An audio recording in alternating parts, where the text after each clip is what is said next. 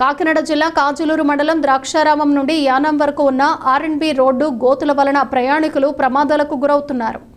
కోలంక గ్రామం వద్ద చాలా ప్రమాదకరంగా ఉందని 4 రోజుల క్రితం పెద్ద బండరాయిలు వేయటం వలన వాహనదారులు చాలా ఇబ్బందులు పడుతున్నారని అన్నారు. ఈ రోడ్డు మార్గంలో రాష్ట్ర కార్మిక శాఖ మంత్రి వాసంశెట్టి సుభాష్ వెళ్తూ ఉంటారని, వెంటనే మంత్రి స్పందించి చర్యలు తీసుకోవాలని ప్రజలు కోరుతున్నారు. ఆర్ఎండ్బి జె ప్రసన్న వివరణ కోరగా టెండర్లు అయ్యాయని, అతి త్వరలో పనులు మొదలు పెడతామని ఆమె అన్నారు.